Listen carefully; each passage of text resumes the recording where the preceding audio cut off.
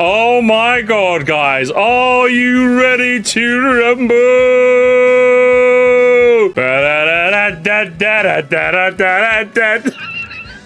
No, we're not watching him, okay? No, we're not watching him, we're not watching him. I got another video. Gamers, oh my god. Have you ever watched a video essay and been like, fuck, I hate video essays. I do that all the time. I can't stand them. I think a lot of them are surface level, boring, and skibbity toilet chungus. Which is why we have got extra net Shaquille to say why I used to hate video essays. I'm hoping this video can convince me why my hatred for video essays are fake and not real. I need to be convinced, because as far as I'm concerned, like I said, I just don't like them. I feel like a lot of them are boring, monotone, editing kind of whack, you know? I feel like a lot of them just don't really get me going, you know? Tell me, fix my video essay hatred. People know that by and large, I hate the so-called video essay phenomenon. Same. And even though some of my all-time favorite YouTube channels might be classifiable as video essayists, I have to heavily, uncharitably... Yeah, what's this 4x3 that he's got going on? What's going on here? You feeling extra quirky there, Mr. Shaquille? Generalize the whole segment in order to give the shortest answer as to why I think most of them stink. 1, they're too long. That's an easy one. Yes! 2, true. They're so formulaic, usually titled as some variation as the XY of Z. Like yes! The bizarre world of drying paint, or yes! the haunting history of growing grass. Yes! 3, they're written not like essays, but like YouTube commentary. In this way, it feels like looking at a magic eye where everyone sees a beautiful work of art, but not me. 4, they tend to focus on one really specific point of view, and their viewers get whipped into a frenzy of bias. I don't think YouTube viewers are typically equipped to grapple with some of these topics in a way that isn't just accepting the information as truth. Yes. 5. I agree. It's so funny that he says that, chat, because I got someone that came off on my TikTok. Now, granted, this was just one TikTok video, but somebody said that they overheard a conversation where someone's on jury duty, right? Someone got sent to jury duty, and apparently the whole jury got dismissed. Like, they kicked out everyone from the jury, which, like, doesn't happen that often. It's like, wait, why did that happen? What the fuck? Turns out, it's because a bunch of them were, like, talking about online and going, well, I know the evidence, blah, blah, blah. And it's because, like, I imagine because of this phenomenon of, like, true crime now, is that people are, like, seeing the evidence and going, like, oh, I know what this is going to be all about. Yeah, there's a secret thing, there's a secret lover, there's a secret affair, there's a secret this. And I'm just like, are we okay now? There was, like, so much of that bullshit happening that, like, I had to throw out all the jury had to go. All the jury had to go, apparently. So that's what's happening. People watch these, like, true crime podcasts, true crime videos, and then, like, when it gets to the real law, where generally it's, okay, he had a knife, he doesn't have an alibi, he had motive to do it, it's probably that guy, let's probably put him in jail. No, there has to be a secret. There has to be, like, a secret from too much Phoenix Wright, guys, too much Phoenix Wright. Granted, like I said, one TikTok video, but funny that that's a thing that happened. They're made by people who have to talk about a new subject every month or two, so they're frequently informed by Wikipedia article reading no levels research, of research. But I can't say all of that and then just leave it there, because this is one of those topics where I have to present and resolve any possible counter-arguments back and forth in an effort to ensure nobody misconstrues my point with a devastating one-liner like, imagine thinking videos have to be short to be good. I guzzle down loads of long-form media, but when it comes to video essays, they feel long for length's sake. It's almost like it unlocks an achievement for viewers who delight in being able to say, I can't believe you made me care about the socioeconomic allegories hidden in season 1 of SpongeBob SquarePants, but here... Oh, yeah, this happens with me and Moresty all the time. I'll be honest, it happens with me. The amount of times where, like, I'll play, like, a short Moresty, and then people will be like, it doesn't happen often, bearing in mind, but it has happened on the odd occasion. But sometimes, like, I'll play, like, a 40-minute Moresty, be like, is it only 40 minutes? I'm like, well, yeah, the video was like 5 minutes, and like I reacted to it for like what 18, Bravo 6, couple memes at the end. Yeah, that's about right. I'm just like sitting there confused. Like, what did you expect? What do you expect me to do? Like, again, it doesn't happen often, but like I'll see that occasional comment on like a and like a shorter Moresty, like a sub 1 hour Moresty, and I'm just like, yeah, that's all the commentary I had to offer. And the phenomena happens in the reverse as well, where like I'll upload like a super long Moresty, obviously the Skitty B Octorok reviews. Before that, the Talking Sock one was about 4 hours. I'm like, oh boy, this many hours? I'm just like, well, yeah. I mean, I hope you enjoy all of them. Like, for me, the length is completely independent on how good it is. But like for a lot of people, it's like, oh yes. I'm just like, sure, okay, all right, you know. Here I am, tearing up as I comment. Bravo, good sir, and a tip of my hat to you. I understand that video too long is the kind of argument that a TikTok-addled adult iPad baby would make. But it's true that's the thing, though. I think video essayists have weaponized that if somebody says the video is too long now, you could just say, oh, you're just a TikTok man. I think that's probably why they've become super long. Do you know what I mean? Because then you could just cook someone. You could just, yeah. But I'm like, listen, Quinton reviews, I'm sorry, bro. You gotta go. Guys, if we had to sacrifice one YouTuber to the corn, one YouTuber to the aliens, one YouTuber to the Poseidon, so that the ocean animals don't take over the land, Quinton reviews. I'm sorry, he's gotta go. One man cannot talk about media made for fucking teenagers for that long. I'm sorry, it's not interesting. It is objectively boring. And I'm gonna say objectively when I mean to say subjectively. It's objectively boring, okay?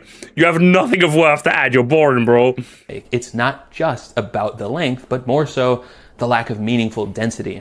Yes, I agree. Does a video essay about the cultural implication of Fortnite skins need a 90-second intro that covers the game's mechanics? Or is that just there to pad the runtime? It's there to pad the Here runtime. Again, I'll argue against myself by acknowledging that I don't just consume media for the value within its information. I like fiction. I like becoming engrossed in a well-crafted narrative with great pacing, meaningful stillness, and a sense that this is how the producer meant for it to be enjoyed. Not at 1.5x speed on a cell phone during a lunch break. So true. The one I feel pointless to the movie video is longer than the featured film.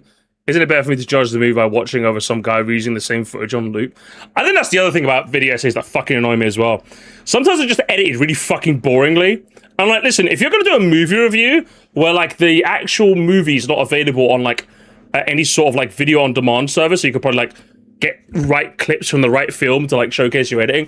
It's boring, bro. I hate it. I actually can't stand that. That's another reason I fucking hate video essays. You're boring, bro. You're boring. You're boring. You're so boring. Can't stand it. Video essays love to... And the worst part is, the channels that do that tend to be the faceless ones as well. It's like, at least let me look at you. At least while you stand in your bathroom or at least give me some interesting shot composition. One of the best things about my fiance coming over is that like, not anytime soon, don't get me wrong, but like at some point I kind of want to experiment with like different kinds of like shot composition, you know? Like I maybe want to have a part of like a video essay I'm doing where like, I don't know, I'm sitting on a couch, I'm sitting on a balcony, I'm sitting at a park. I got a bit more cinematography now, just to make the video a bit more interesting, you know? I'm at a park. Sometimes it's just as different as being at a park for no reason, you know? Sometimes it works. It works for the BBC for the longest time. Motherfucker will be doing a broadcast, he'll mention Greece offhandedly. Guess I'm off to Greece now, you know? That's how it goes. You gotta be the editing. The editing is what fucks with me. Yeah, draw some shit in paint, man. I gotta be doing that. Can we sacrifice LS Mark instead? He could go as well. But could both of them go? Okay, let's actually poll it. Who's going? Let's poll the chat. Who are we sacking to the aliens? Who's got to go? Who's got to go? Because as far as I'm concerned, I think both of these guys are kind of guilty, but like, I think Quinton's worse if you ask me. Gone. Who's gone, gamers? Who's gone? Who's leaving? The poll is in your hands, guys. And it looks like so far it's gonna be, gamers. It looks like it's gonna be. It looks like it's gonna be. What's wrong with my boring, and even worse, he's Irish. That's the worst bit. He's boring and he's Irish. He's boring and he's Irish, and I prefer Splash Dash better. All right, it seems like there's all the votes. It seems like Quinton's gone. Bye bye, Quinton. You're dead. Meander and pad and stretch. A video titled The Untold History of the Red Spheres in Front of Target Stores likely kicks off with Chapter 1, a brief recap of capitalism thus far. And yes, bruv, I can't stand it. And I think I mentioned this before. Video essayists have to understand that you're making a YouTube video, not an actual essay. I feel like a lot of these ones take the essay part literally. You want to format it as an essay to get your points across, points, evidence, explanation, as a formatting thing. To the head of the royal guard. Irish people be like, imagine a pint. Imagine a pint of Guinness. What's it? What was I going to say? I completely lost my train of thought. Shit, I lost my train of thought, chat. What was I saying? Video essays, that's it. So video essay format, they'll be like, point, evidence, explanation, all that jazz, right? But at the same time, it's a YouTube video. So why not add a bit of that, like, YouTube-ism to it, Give me some stakes, give me a story, give me a through line, give me this, give me that, give me this, give me that. That kind of makes things interesting a bit, Again, I'm not saying I'm an expert at this. I'm kind of, like, relatively new to this format. I uploaded one on Splatoon recently I thought I did a decent job at. But I see so many of them getting it so wrong that I'm just like, fuck, what are we doing here, man? Like, you're making online entertainment, not like a schoolwork for your teachers. Yeah, and I think a lot of them fuck that up as well, honestly. Takes a detour for an aside regarding Klein Blue, Vanta Black, and the nature of owning a color. There's so much yapping for yapping's sake. Yes! In an effort to make sure that this wasn't something specific to the algorithmically served material that I see, I found a video essay-specific subreddit, sorted it by top of all time, and ensured that the top-ranked video essay titled The Adorkable Misogyny of the Big Bang Theory does begin it. The adorkable misogyny of the Big Bang Theory. Yeah, get rid of me. Yeah, get rid of me, bro. Fucking kill me. I'd see that on my feed. I'd send an intercontinental ballistic missile to that guy's house, bro. Titled The Adorkable Misogyny of the Big Bang Theory does begin its first chapter with. Now, in order to help explain how this convention works, we will need to take a quick trip back in time to the 1980s. Oh, he does the thing. We gotta go back.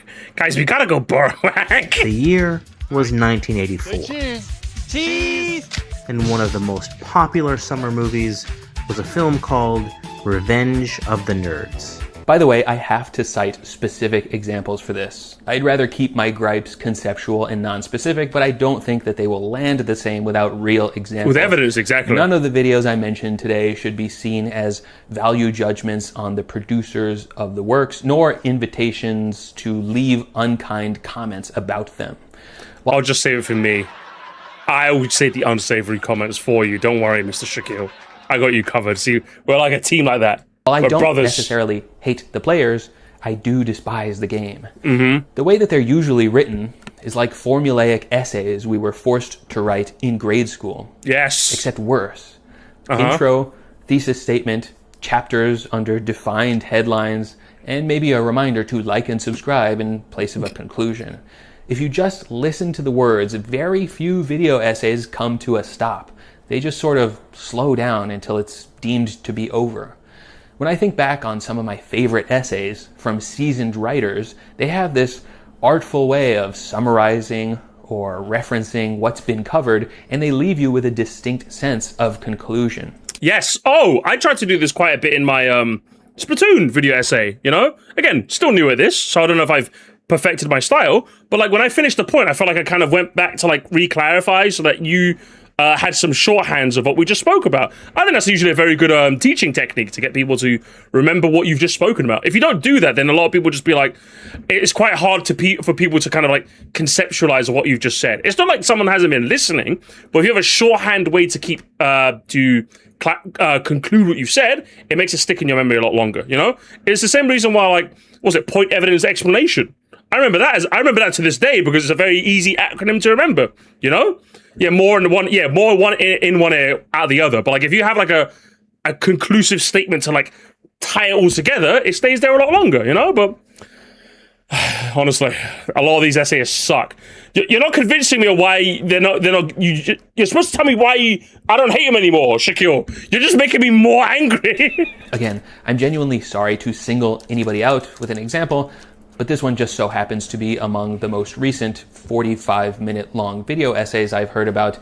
And after skipping past most of it to get to the conclusion, the final couple sentences were so unsatisfying as a thoughtfully written conclusion, I didn't go back in to hear the rest of it. The concept of ownership in general, and it's definitely something I've been guilty of and will... Tomska? What are you doing here? Oh, shit. Oh, hell nah. He's washed. The concept of ownership in general, and it's definitely something I've been guilty of and will be working on improving in myself going forward. So that was the video. I hope I've approached this with the humility of a man who knows his own shortcomings. Tell me, what's the most plagiarism you've ever done? And leave your full name in the comments so I can tell on you. Thank you very much for watching. Tomska out. Maybe it's unfair to compare the conclusion writing abilities of a YouTuber to those of a published artist. But there are legitimately well-written endings that if you skipped half the video to get to the end, might make you go back and watch the rest so that you can enjoy the payoff. These are endings that, when read or heard on their own, without all the build-up, don't make you feel as though you dodged a bullet, but as if you missed out on the firing of a really cool gun. Over the next few weeks, I had some wonderful conversations with friends about Outer Wilds, comparing our experiences and reflections. But what's more, I finally understood the silence the club chose to operate in. By being intentionally quiet about Outer Wilds, they were telling everyone exactly what they needed to know. They couldn't have been any louder. But I think that's all I'm going to say on Outer Wilds, because I don't want to give too much away. Satisfying conclusions. Ooh, you see that? Wasn't that just way better? That was such a much more triumphant ending. You're like, oh, okay. I kind of want to watch more of that now. Can I watch more of that now? It's a Sonic redesign guy. Hey, man, he made a good...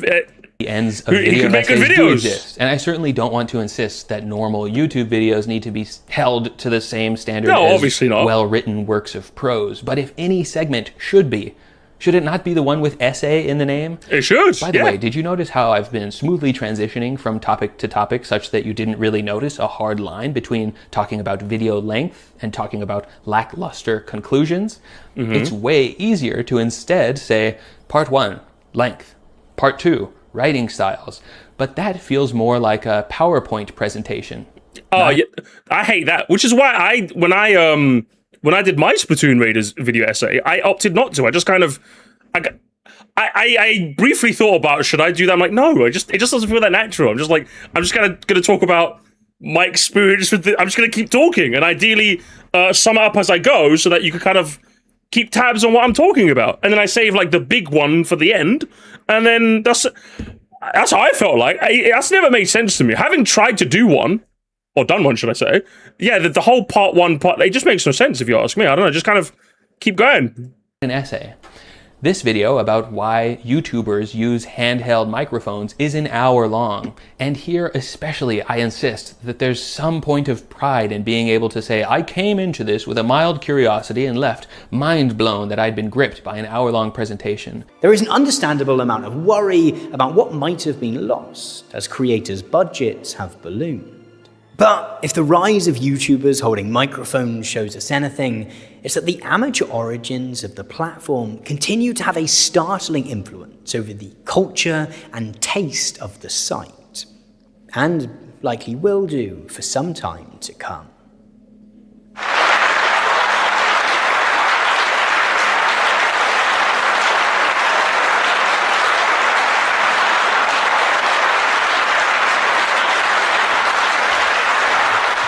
If finishing a feature-length single-topic monologue isn't an achievement unto itself, I can't grasp how any viewer could be left satisfied by such a malformed conclusion as the reason why YouTubers hold mics now is to hide that they're rich.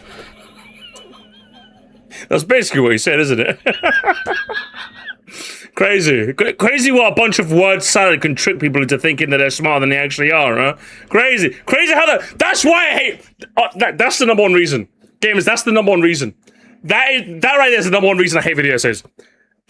I well and truly believe, I have no science to back this up, I'm just an old man yelling at a cloud, I just want to make that very clear. I well and truly believe one of the greatest signs of intellect is when you could take a big concept and explain it in simpler words. But some people get this idea that it's the reverse. I'm like, nah, I think you're a moron. I think you're an overcompensating little bitch that's trying to pretend. Genuinely, I don't like that. I think you're a moron. If you speak in this big language, I think you're just overcompensating. You're a moron who's insecure about how smart you are, and you feel the need to like intellectualize to other people. I do the reverse. If I think of a concept, I try and make it as simple as possible. Even though I make a lot of fun of all the Americans going, imagine a burger. If imagining a burger genuinely makes it easy to like conceptualize something, 100% you should do it. Similes, metaphor, personification, any sort of like technique you can use to kind of make something analogous to something else. Way better. I can't stand you people. I actually can't stand you people. I hate you people with all my heart. So, and one reason I hate videos is that they like to lie and make massive assumptions about a group of people. Oh yeah, I hate that too. Honestly, they assume because I'm a gamer I'm a child in one video I say. I'm like, I hate that. A generally smart person can convey big ideas with very similar language. I agree, honestly. Sometimes big words are necessary, but 99% of the big words are just used wrong and make it more confusing. I think if you have to, then obviously you have to. But like, I always like try and explain what I mean when I say something. Like, I don't get it, man. I don't get it. I think it's stupid. I think it's so stupid. Having done no research at all, I can list 5 other reasons in under a minute. 1, iPhones used to come with free wired lav mics that sound better than the built-in selfie cam. 2, a $50 XLR microphone is almost always going to sound better than a $50 wireless microphone. 3, lapel mics are made to be clipped onto a jacket's lapel or a shirt's placket. If you're wearing a placketless shirt, holding it'll look nicer than awkwardly clipping it onto a lightweight tee. 4, online content doesn't require the professionalism of pro film, so there, you're expected to hide the mic on a boom arm or underneath clothing. If the path of least resistance is acceptable, more people might feel comfortable accepting it. And 5, the thing about trends is that once it becomes a thing, a lot of people do it. Here's a bonus one for free, by the way. Sometimes you don't feel like you know what to do with your hands, and having a mic in one of them solves half of that problem instantly. Anyone who's watched network TV in the past year has noticed how many high-budget ads have aped the low-budget aesthetic of TikToks. Even the big guys have started noticing that internet personalities are defining the aesthetics that convey trust. Surely nobody thinks product. That's why so many ads now are I don't know if you guys have noticed, so many ads now are like vertical. I'll be watching YouTube on my TV, guys, and sometimes I'll get an ad that's in vertical. I'm just like, what? And that's because like they're trying to use the format that the people use that's like typically more trusted, you know, like it's a vertical format. It's like shot on a phone. Isn't that more? It's like I'm just like one of you. So I've seen the occasional bit of that. Yeah, I've seen like sometimes they'll use streamer gameplay as well. Remember, they used to do that for mobile ads back in the day and it came across as quite cringe. But now they're doing it a bit more earnestly. Streamer gameplay as well. They do that. They do it quite often. They've been doing that quite often. And Gamble is publishing vertical video ads to hide how much money they really have. Really bizarre stuff, honestly. This feels like a video that was written. There's sometimes vertical ads on cable TV. Jesus Christ. Some ads that show like TikTok podcasts or stream interviews. Oh, yeah. Oh, 100%. Like, one of the crazy, I think I talked about this before, but one of the craziest things I discovered is that like sometimes those TikTok podcasts won't even be like an actual podcast. It will be they filmed the TikTok using the podcast aesthetic to add a bit more gravitas to it, to make it seem like a bit more legit, but there's no actual podcast. So that's kind of, it's crazy how that works. So sometimes they do that just for like ads as well. It's evolved. It's evolved, gamers. They're trying to, the ad marketing landscape now is, don't make people think it's an ad. Yes! You guys don't know this? Like, yeah, I've seen, like, next time you see a TikTok, a podcast clip on your TikTok, try and see if you can find the full thing. It's happened, like, semi-often where there is no full thing. They'll just deliberately, like, shoot it in, like, a podcast studio with, like, 2, like, you know, Shure SM7Bs and, yeah, like, talk about it. Like, talk about, like, they've already discussed what they're going to talk about. They go, 3, 2, 1. Oh, so have you talked about it there? Yeah, this is there. And they'll talk about their hot take. This is it. Add some subtitles on it. Boom, there you go. It looks legitimate, you know? Hasn't always been the goal, make you think it's not an ad. That is true, but like a lot of terrestrial television has had checks and balances to kind of prevent it from being so egregious. But because of TikTok now, especially TikTok, I would say, and the internet in general, it is a lot harder to enforce those sorts of policies. TikTok had this massive issue back in the. It's even to the point where TikTok now, sometimes when you scroll up on a TikTok video, they'll say, oh, was this video any good? Like, just to double check, oh, is your algorithm good? I've started getting every now and again, I'll scroll up on a TikTok and it'll give me like a little, did you feel like you're being advertised to in this? So even TikTok acknowledges it's actually like a crazy issue that the laws just haven't caught up with now, unfortunately, where like there's genuinely like disguised ads in videos. The number one culprit of this was, I think it's like a betting app called Kalshi. What will happen is that someone will tell a crazy story that happened, and then all of a sudden, out of nowhere, they'll go, yeah, so I looked on Kalshi, and I'm just like, no one just name drops an app like that. That's not really like natural conversation. And I'm like, that's an undisclosed ad, 100%. There's so many instances where that, Kalshi was like the biggest one, so many instances of companies doing that. So it's genuinely like one of the biggest problems in the modern day that I think the laws like genuinely need to catch. I'm literally asking Big Daddy government to catch up because it is terrible. It genuinely is like one of the worst phenomenons now because you just can't tell anymore. You genuinely can't tell anymore. So like I'll literally like look at a video of someone in their car telling like a fun story and the name drop Kalshi. I'm just like, you wasted my fucking time. And then I have to block them. I have to block them and do the video. Yeah, I really hope something catches up. Honestly, I really hope so. The Kalshi I was during the World Cup Buffett literally just name dropped the app without saying what it was. Yeah, literally, that's the whole point. The whole point is you say the names so not enough people recognize it. That's how it goes. Capitalize on talking about trends. Compare that to this video about the speaker's proposed greatest tambourine players of all time. Thrilling, perception altering, a joy to watch. You can sense the speaker's love. Since it's undisclosed, I won't ever know I'm being advertised to, so I won't get the product. That's not how it works though, Terry Comp.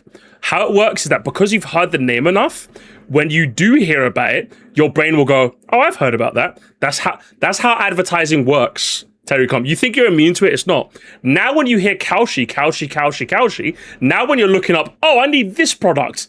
Now when you look at the product and you see Kalshi at the top, they'd be like, I've heard that one before because I heard that one in the ads. But it wasn't an ad because you didn't think it was an ad. That's how it works. So when I say undisclosed ads are the worst thing ever, they genuinely are because they fuck with your brain in a way that you don't even notice you're being fucked with. It's genuinely, you're not immune to it. No one is immune to it. That's why it's terrible. Which is why when you see it, guys, I'm not joking, block them, report it. I report everyone I see. I know it does nothing, but I do it anyway. It's terrible. I hope the law catches up. Understanding of the subject matter. It doesn't feel like someone who did 40 hours of online research so that they could profit off of 15 mid-roll ads this month. It feels like an authority figure. This exploration of the ways in which juggling is portrayed via animation is fascinating.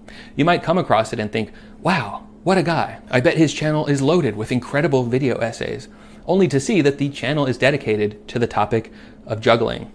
The work is beautiful, at least partially, because the creator knows and loves the subject matter. And I think that's the difficult part, isn't it?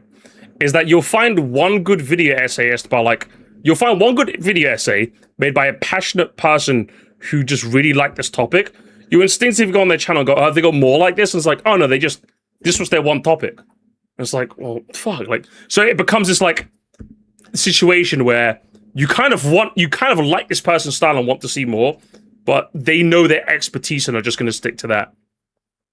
You know? So it's like, you're hoping for this golden goose that's really hard to find, where it's someone that regularly does this sort of thing in this format that you enjoy, but also tackles other subjects with the same level of, or at least a similar sort of passion, you know, or at least something.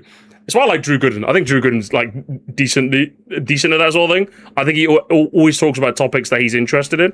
I think he's a funny guy. I think he's kind of funny, I'll be honest. I was actually thrilled to see this video's thumbnail pop up because a friend and I had been exchanging screenshots of bizarre microphone practices back and forth on Instagram for literally months. It started off with, why is this guy holding the mic with the stand still attached to it? Then it turned into, this guy's holding the whole mic, stand and all, as if it's a handheld. Then we figured the whole thing had jumped shark when people started... Give me a second. What you said about undisclosed marketing sounds like it has its roots in product placement in movies and shows. Yeah, it definitely does. I would say product placement in movies doesn't feel that egregious to me because it feels very different. I don't know. There's something about it. Maybe is it a classic case of product placement's been around for longer and these new things aren't? I think it's the fact that I'd have to think about that actually. There's something about off the top of my head. It's just something about product placement that's a bit different to me than like an undisclosed TikTok ad. I can't tell you why. I haven't really thought. I need to give it a bit more thought, but one just feels a lot more shadier than the other. Especially in the UK, where like I think if a show has product placement, there's a little icon that comes up to tell you that there's product placement in the show, so you can be aware of that sort of thing. I don't know. I don't know if they have that same thing in the US, but I know they have in the UK. It's more direct. Yeah, there's something about it. I have to think about that. But thank you for the $5 regardless. In all, as if it's a handheld. Then we figured the whole thing had jumped shark when people started taping tiny mics to long sticks or plastic skulls. When left with such a disappointing video from someone... Oh, yeah, so you look at sort of product placement in movies, and it's just kind of how it works, IRL. You look at a car and they're like, that's Alexa. Yeah, I think that's what it is. It's like, a lot of the times, product placement feels a bit more natural, you know? Where in that, like, you can kind of just see the thing. Oh, there'll be a scene where someone's reading a newspaper and they go out and, like, drink a can of Coke and then put it on the side. It's like, oh, is that product placement? Sure, but, like, you could genuinely believe in that scene someone's just drinking a can of Coke, you know? Whereas like with the undisclosed ads, it's like you don't even know you're being advertised. It's like it's more of a consent thing in a way, you know. With product placement, you kind of just know you're kind of just. It's usually panned in a more believable way, but like at the same time, it's kind of like you could believe this is happening, you know. Unless it's like really egregious or like funnily egregious, like with the first Sonic film. The Olive Garden thing? You're like an Aston Martin being in every James Bond film. Like, yeah, I could believe the Aston Martin is like just a good, like a car, the chosen car of the MI6, you know? I could believe that. It's like, it's one of those things, you know? But with undisclosed ones, it's just kind of, it feels a lot more scummy because you're not made aware of it. That's a difference. When people started taping tiny mics to long sticks or plastic skulls, when left with such a disappointing video from someone else, we came to our own conclusions. There was an untapped wealth of ways to visually stand out in the person talking to camera aesthetic, and those who work within a medium that demands its producers to be remarkable found a new and easy way to do so, with a rapidly intensifying rate of one-upsmanship. This whole incident drove me nuts because it was another instance of guy making strong assertions that land on willing ears because a long vid is afforded a sense of authority, unlike the author of a long textbook. And that's the other thing that I hate about video essays too, right? People will see a long one and just assume, wow, you had 2 hours of things to say? This must be good. It kind of leans into a bit of social proof in that you wouldn't have made it this long unless it was good, right? You wouldn't have made it this long if you were just going to lie to me. And like people would just kind of like fall for it, you know? And I'm sure I'm guilty of this too. But like, yeah, it's just one of those things, unfortunately. You could make an hour-long investigation about any potential reason why I'm standing here in an apron, even though I'm not cooking. Or why the video is presented in a 4:3 aspect ratio, and what that might mean for the state of online video. Yeah, what does that mean? But just because you use a ton of build-up to come to one point of view, doesn't mean you got to the truth. I said the same thing about that 4-hour-long plagiarism video. The comment lords despised my perspective, and not to do victory laps in public, but I was right. The general collective who watched that video essay got hyper-focused on one man's view of plagiarism, and it quickly got out of control. This guy felt the need to reference an entirely different recipe in case any viewers felt like his was plagiarized. The top comment was, bro, you didn't really need to do all of that. This guy did a cheeky skit about the plagiarism frenzy, then immediately had to defend himself against accusations that he stole the idea from someone else. Oh, man. Oh, bro. Yeah, that's... Oh, man. Oh, you give me flashbacks here, Shakir. Bruv, when H-Bomber guy released that... Bro, everyone and their mum, every video essayist on the planet was like under like fucking Stasi rule for like a month, right?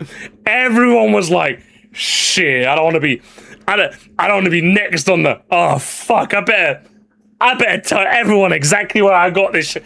Hey, I'm I'm innocent. Officer, I'm innocent. Oh, man. That was such a funny time to be on the internet, Shakir. Thank you for reminding me. Thank you for reminding me, man. Else who made a skit about plagiarism. I don't think it's a Context that. H-Bomber Guy released a video on plagiarism, and for the next, like, a couple months, every person on the, like, in the video essay Space and Beyond, everyone was, like, really scared to be accused of being a plagiarist.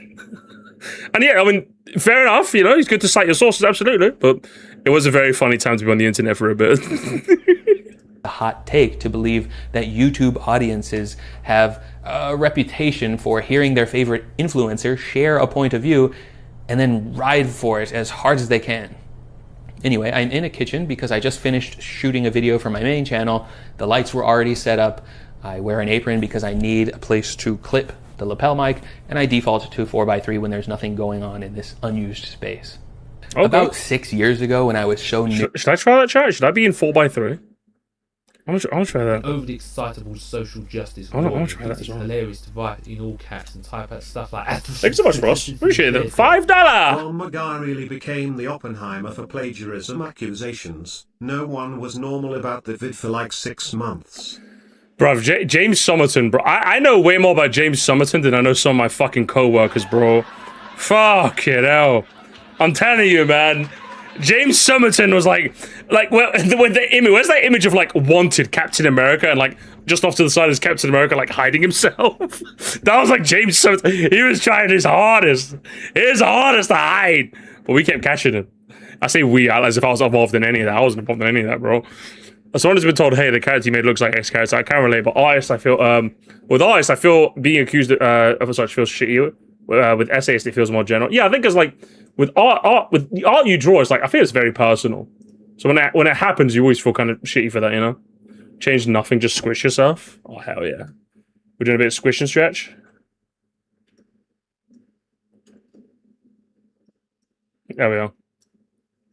To posting videos that I would still personally share my own work on small subreddits, I came across one called BreadTube. Thanks to hindsight. BreadTube. Fucking BreadTube, you know. Oh, man. For the bread lines, guys. I now know that BreadTube is a niche word intended to... Fucking RedTube? Get your mind out of the gutter. Oh. Refer to the political ideals of their content creators, but back then the subreddit's description read only YouTube but good. I submitted one of my links thinking my work is on YouTube and good, only for it to utterly flop. I didn't really understand the parameters of what counts as BreadTube. And yeah, you gotta be like super like annoying and left-wing about it. That's what you gotta do. That's how to be a BreadTube video. Here now, I might still be misunderstanding what a video essay is. Maybe the line between presentation, essay, and journalism in YouTube world is only drawn by each individual viewer. No, you gotta have like a VHS tape intro and then like talk in a really soft boy voice with like bisexual lighting and talk about capitalism. At least mention capitalism 4 times. It has to be 4. And talk about the president, and that's how I hope you see why it's so tedious for me to untangle why I find this stuff so deeply unsatisfying, and it started bleeding into my enjoyment of other media. I started watching Get on Your Knees on Netflix and thought, is this even stand-up comedy? Is this just a book reading without a podium? If you do record a book reading and post that to YouTube, is that a video essay? Are the differences between video essays and video commentaries and T-channel monologues just vaguely defined by the ways they make the viewers feel? Yes, that's literally what it is. A video essay is a commentary video, but with just a bit more research in it. That's all it is. At least the modern day video essay. Hey, I'm sure there's some video essays that like earn the title of video essay. Good chunk of them now, okay? They are no better. Take a video essay. All I'm saying is, take a video essay, remove all their visuals and add CSGO surf gameplay. Upload that. Will people consider that a Leafy is here video? Or would it be like still a video essay? You tell me. Stick some Call of Duty video on there. Are we back to like old school like Call of Duty commentary? That's what I'm saying. That's what I'm saying, guys. Is this another case of me trying to put... Stick some Fall Guys on there. Will you slop live now? Give you a chance to think about it, chat. ...the ways they make the viewers feel? Is this another case of me trying to put material parameters on a vibes-based issue?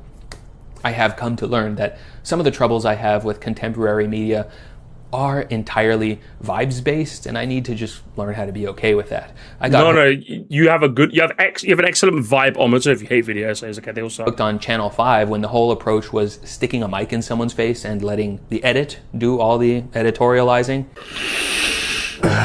This is pretty much the pheromone of a female grade ape while they're on their menstrual cycle. Then when the George Floyd protests were going on, they reached this pivotal point where, unlike the previous videos, the cheeky editing carried a heavier message than, look at all these crazy people. We want all 4 cops to get the same charge. Man, I appreciate you listening and giving us a, an outlet and a platform to speak how we feel, bro.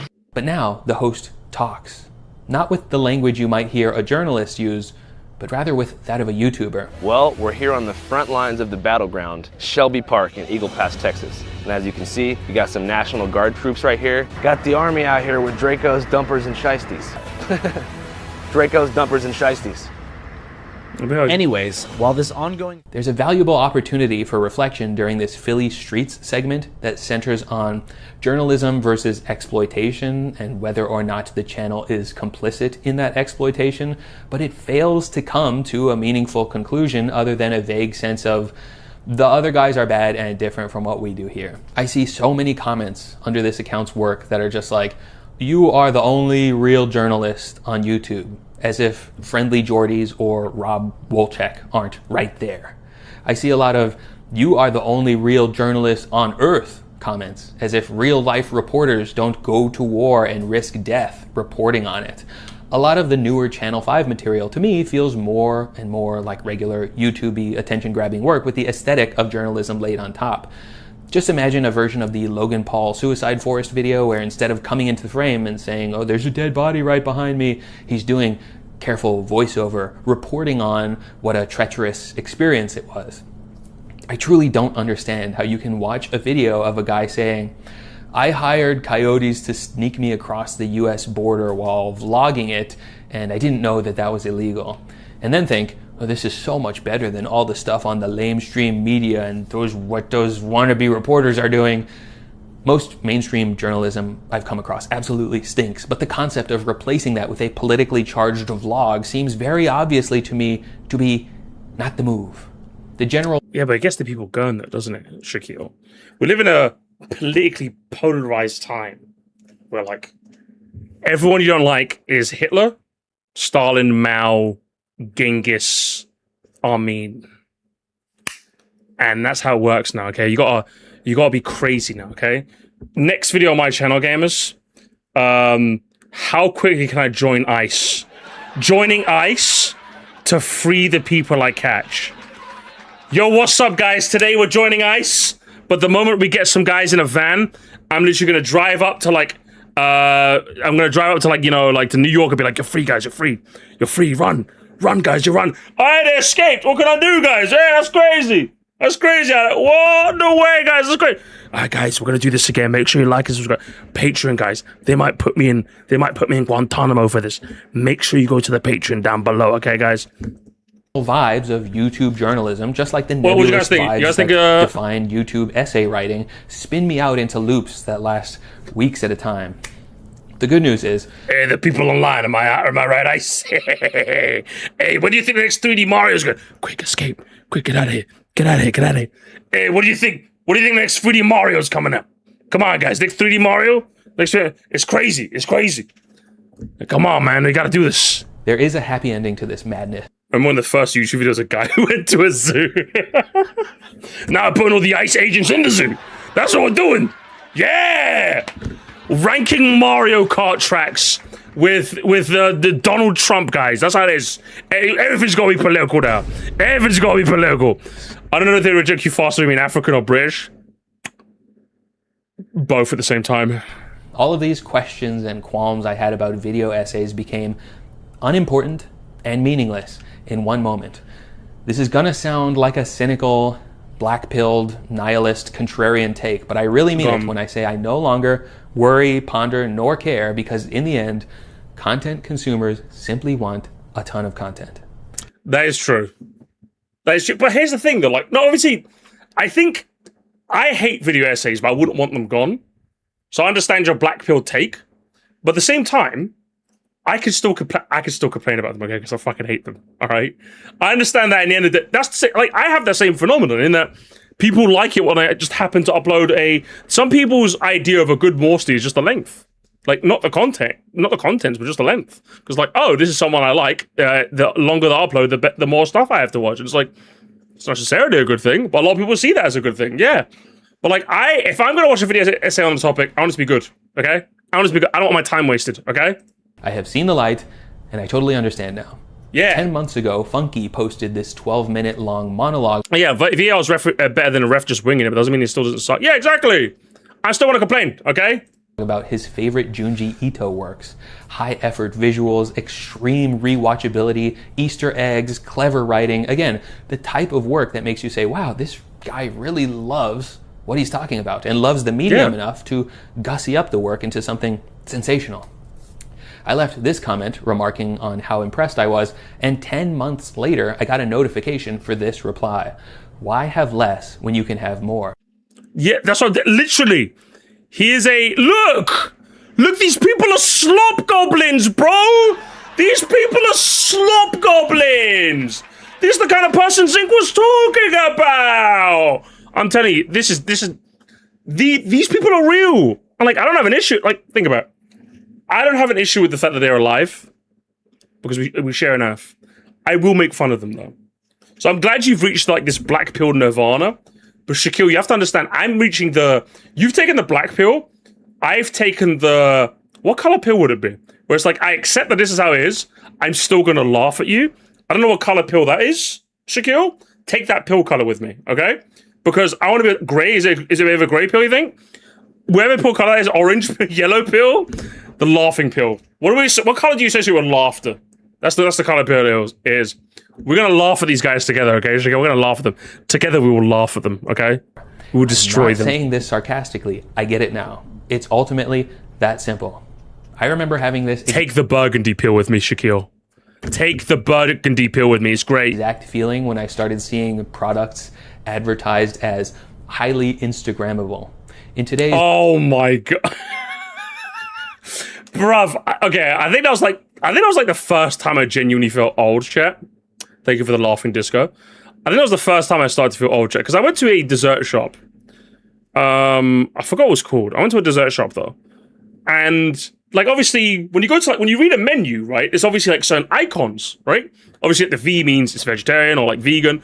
You know, the spice icon means it's spicy, right? Like when you go to like a menu, right? So we went to a dessert shop and then we saw like a photo icon next to some of them. And I'm like, what does that mean?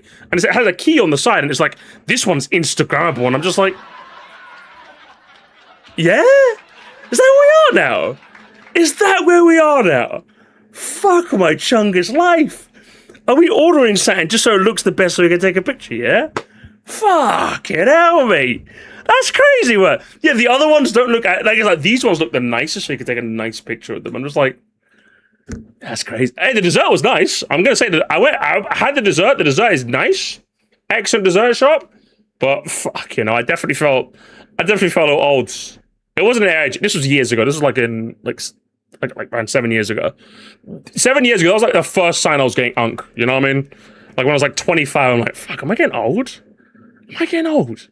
That was like the first sign, honestly. Stanley Cup age, we know that to be obvious, but 6 years ago I was confounded by the concept just as much as I was about video essays. Then, last month, as if through some cosmic coincidence, I threw some Klosterman up on Audible to re-listen to his book on the 90s when this chapter came on about how TV in the 90s really was just a matter of people want to watch stuff because it's on TV.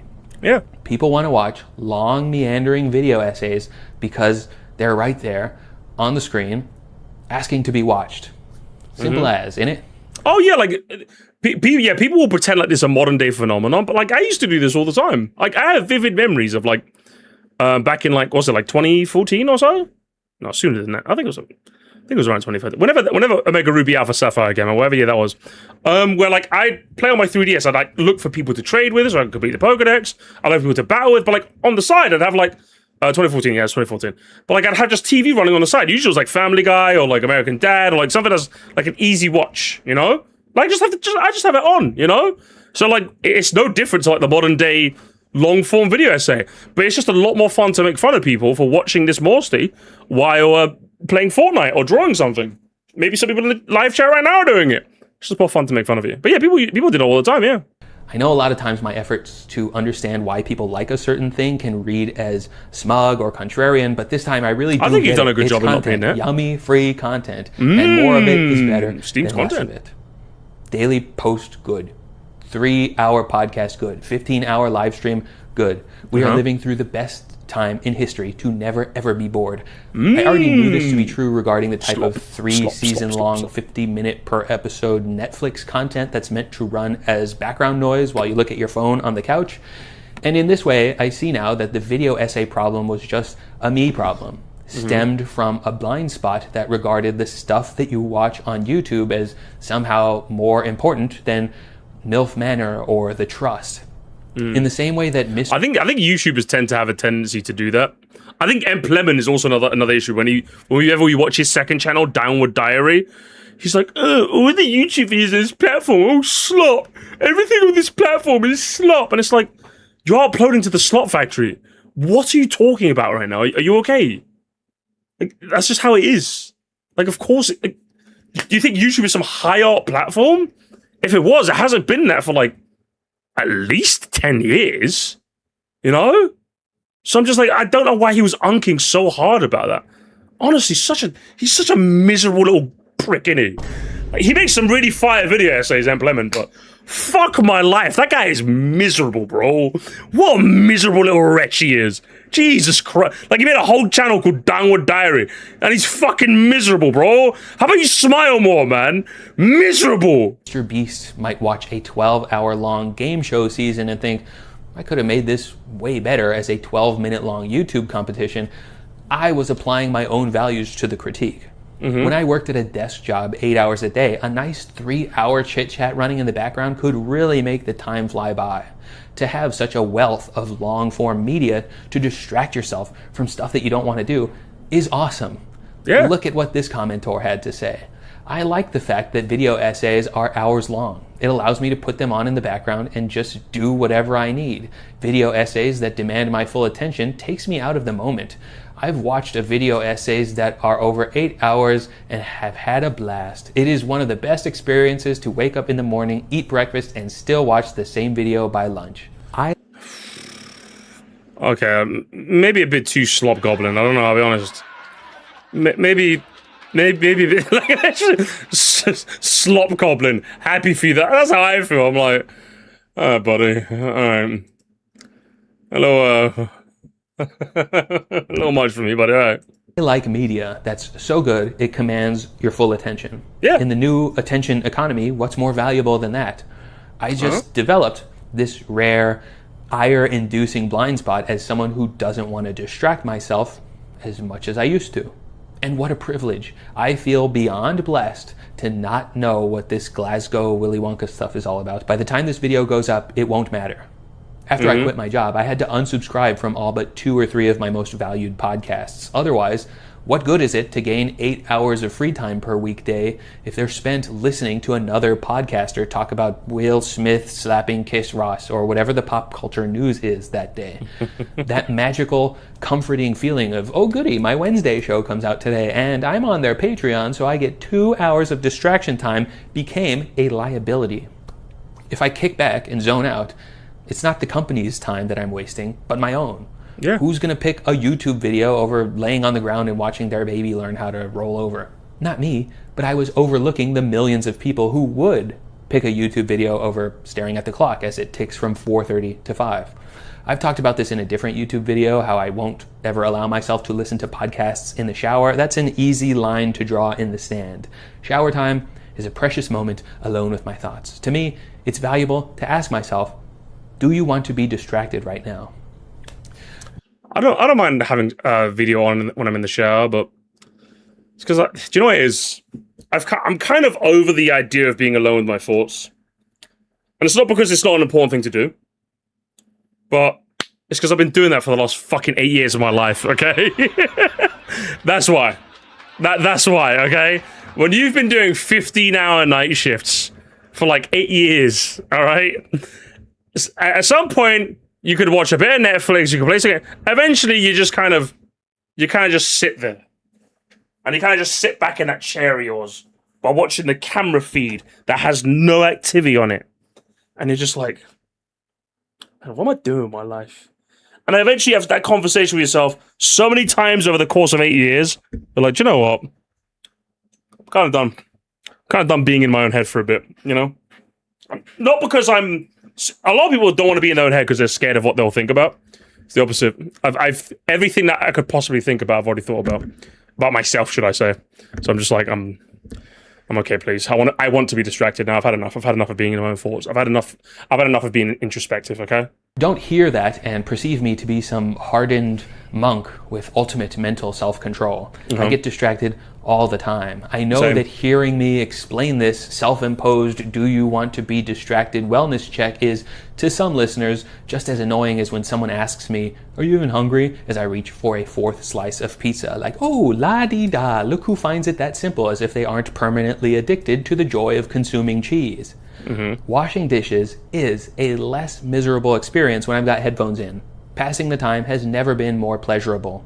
Yeah. But I do wonder if my son will get a chance to become so bored that he pays close attention to the raindrops on the car window. And then racing them to see which one gets to the end first.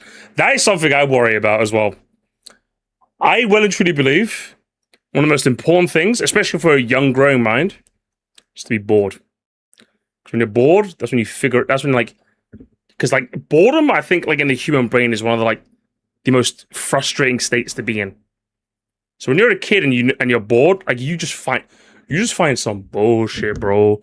You find some. That's the thing. And it's important. It is so important to learn that skill. It's so important when you're younger to get that skill. That's why I'm scared for all these iPad kids when they grow up. I think some of them have grown up, and I'm just like, fucking good luck to you, mate. Because I'm just like. The idea of like not having any sort of stimulation at any time is like, bro, what are we doing here? You have to be bored. Like you have to be able to be bored. Because that's when you get those creative juices are flowing. You know? It's how it happens every time. You're going on a nature walk, it can change you, honestly. Betting on a front runner, watching it gain momentum after fusing with other droplets, and then crossing an arbitrary finish line. Or like when the car is driving, I'd get my fingers up on like the window and like pretend my guy was running along the road, and anytime a bump would happen on the road, I'd jump my guy, or like sometimes he'd fall over and just like tumble over and then just jump up. I like, yeah, did you want one of those? We're doing one of those as well? Yeah, you gotta do one of those, innit? You gotta hit one of those. Then I wonder what the 30-something equivalent of raindrop races are that I might be missing out on when I catch myself getting excited to get a notification. So, I mean, everyone does that. What do you mean everyone does that? We all do that. It's one of those unspoken rules, you know? Now, I wonder if you got the same thrill when you saw the runtime of this video in the bottom right corner of the thumbnail. I think it's something worth thinking about, but it's hard to think about stuff. Remember you thought you were special because the moon was following? Oh, the moon following me. Oh my God. The moon following me thing is actually so funny because I used to think that when I was a kid, firstly. But secondly, they used to have. I played GTA 3 when I was a kid, and of course, like the moon. Sometimes the moon is huge in that game. Sometimes the moon is huge. So obviously, I was like, "Why is the moon keep it?" I had a grudge with the moon as a kid. So I'm just like, "Fucking moon keeps following me. Fuck you, moon." And I found out in that game. It's an Easter egg, by the way. You can look this up. It's true. If you take a sniper and shoot at the moon, it changes size. And I only figured that out because I fucking hated the moon so much. I wanted to shoot out of the sky in GTA 3. It's the only reason I found out about that Easter egg. Try it. If you got the definitive edition that came out, shoot, snipe the moon. It gets bigger, and then it gets smaller again. It changes size. Because I fucking hated the moon. Why'd you keep following me, man? Fucking hate you. If you're distracted. Well, sorry. Good video. Good video. Amazing. Yeah, honestly, I thought I'm glad you've come to the nirvana that, like, at the end of the day, slop is slop. And I'm glad that you helped me come up with new ways to kind of slander video essays. I'm glad. Do you know what it is? I'm happy that he came to the same conclusion that I've kind of come to, where it's like, it's all content at the end of the day. But I'm glad you also verbalized everything I fucking hate about video essays too. You did both. It was amazing how you managed to do that extra net, Shaquille. Amazing and good stuff. How's about we take a look real quick, gamers? How's about we take a look? Level 2 slander, literally, yeah. Man, I'm just saying, quitting reviews. 1.5 speed is only for really good video essays. They have to slow down and enjoy. Go 3 times. Yeah, guys. Okay, I'm gonna be honest. How many of you guys actually do that though? I feel like I might be an ADHD brained like moron, but like I'm not putting a video I like one. No, I'm just the only time I've ever done. Okay, my door just opened on its own. I think that's Twilight doing it. I've just never done that. Nah, I'm just like I'm just here to, like, what do you?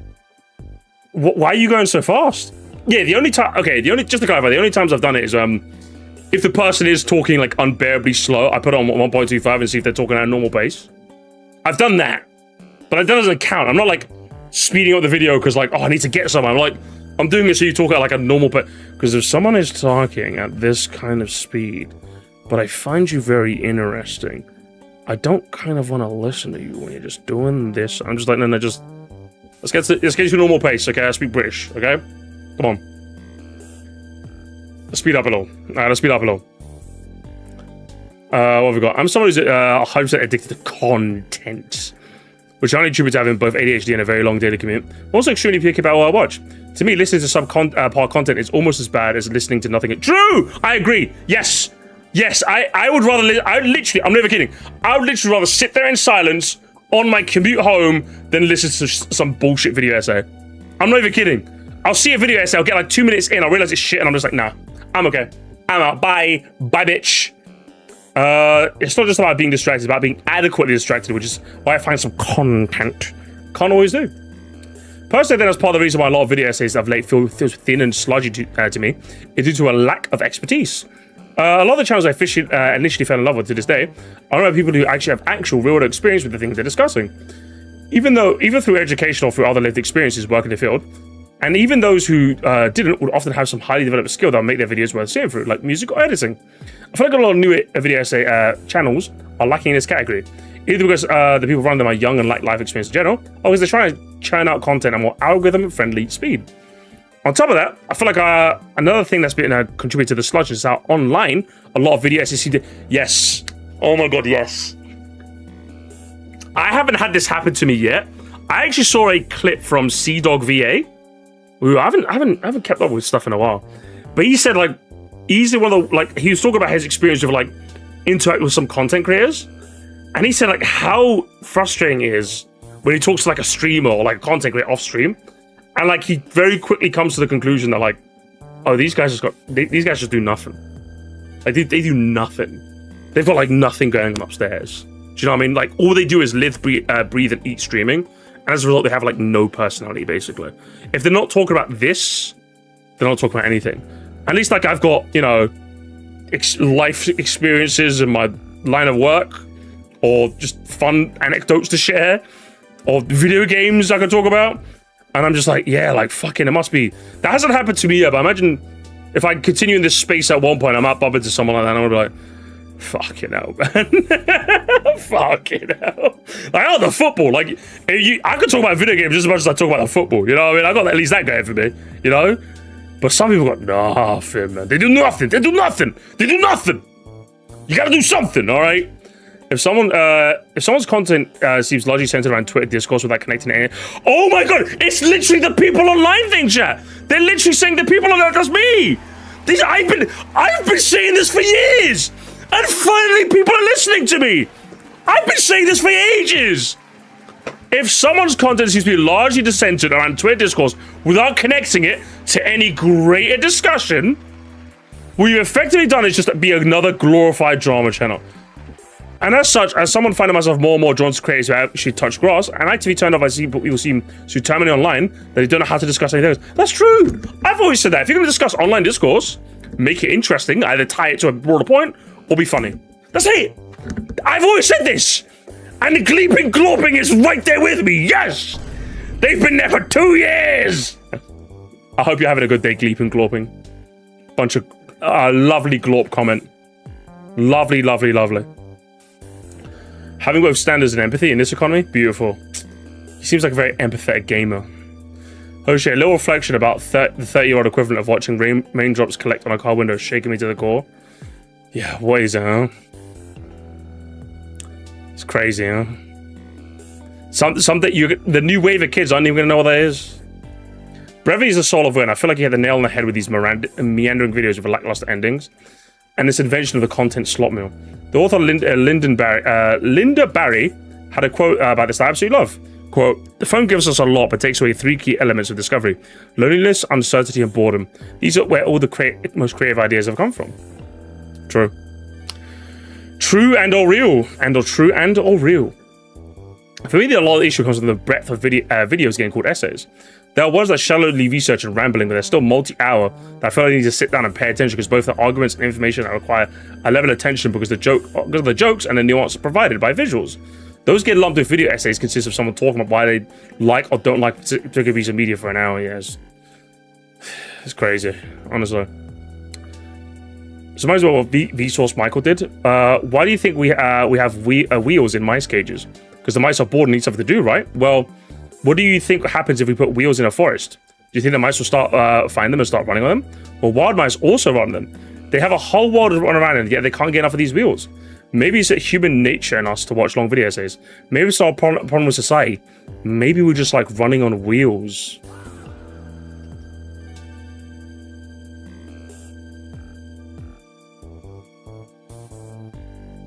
In every reality that exists, are we doomed to the slot merchants, gamers? Interesting. Very interesting. Is this just like the event horizon? Was this always where we were meant to be? You give me a lot to think about, Lord Burgundy. We're doomed to be mouth-breathing window lickers, literally. Were we all just pigs bound for the trough? Oh, man. Crazy work. That's... I don't even know, man. I think as a creator, it's easy to fall into a long video bear mentality. Because a win-win. YouTube says more watch time, good job, and gives higher revenue so creators keep making things. Well, the audience is happy to watch even more content from said creators. No other thoughts to add other than hell yeah, I agree. And I just want to say thank you for the video. Yeah, I think it was a very, very well done video. I'll be honest. I think I'll leave it there. To be honest, I think we had a nice mix of comments, and I'll leave it there. Yaka, am I supposed to know what the fuck that is? Oh yeah, good video, Mr. Shaquille. I'll see you on the flip side, brother.